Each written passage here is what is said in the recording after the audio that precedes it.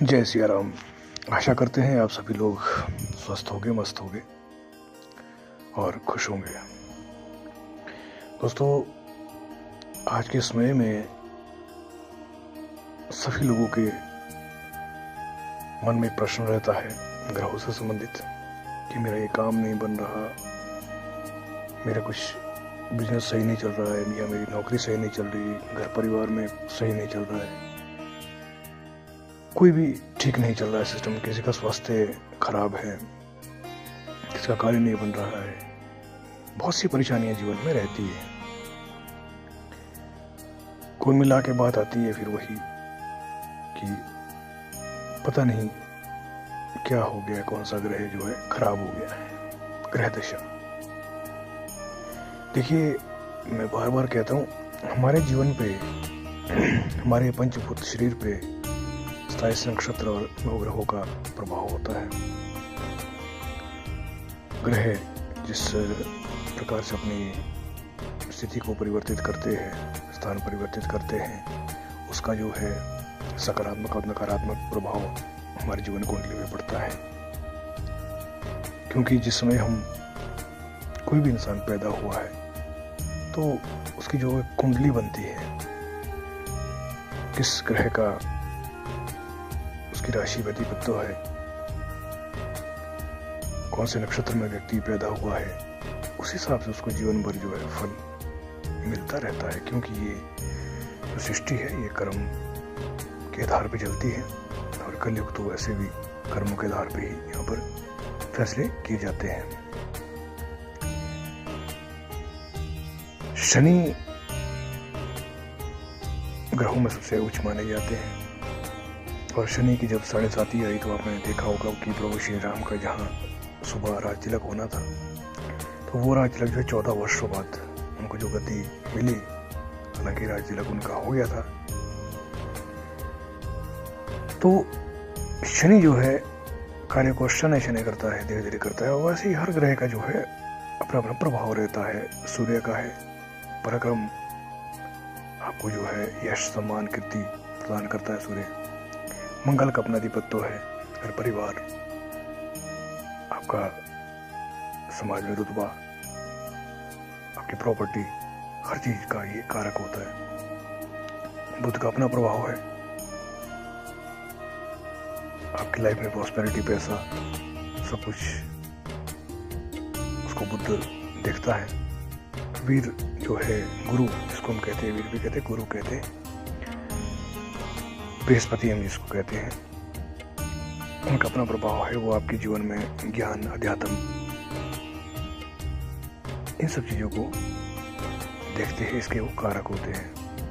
इस तरह शुक्र है आपके जीवन में ऐश्वर्य, लग्जरी, गाड़ी बंगला, रुपया पैसा, अच्छी पहनावा, ये सब चीजें जो लग्जरी जो है वो शुक्र देखता है।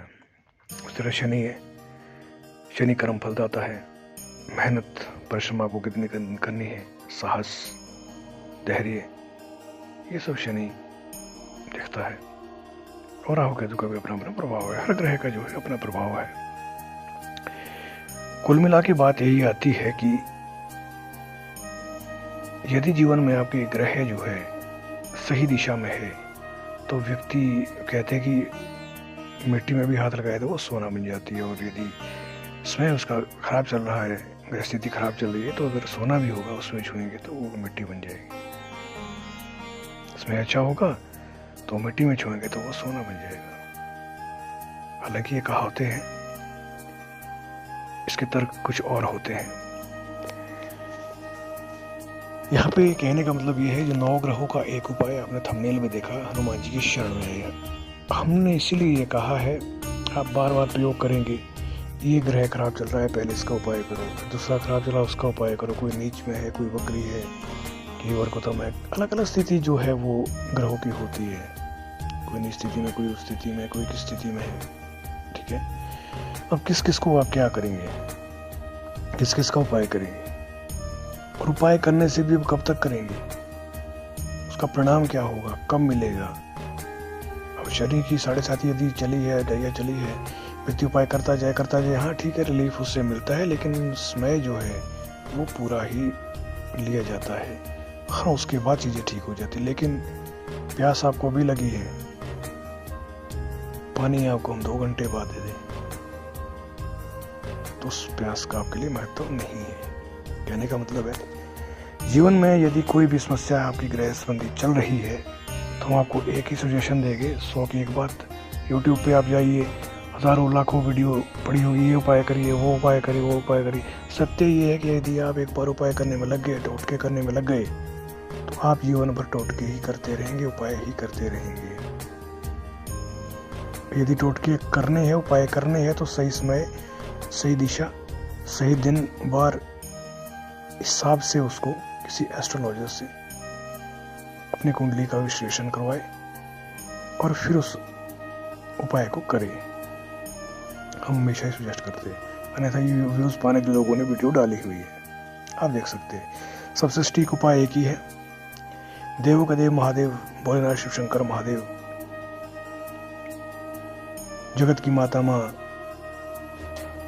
जगत जननी माँ पार्वती मैया, शिव और पार्वती का संयुक्त रूप है हनुमान जी महाराज, जो कलयुग के देवता कहे गए हैं। चारों युगों में उनका प्रताप है और चिरंजीवी है।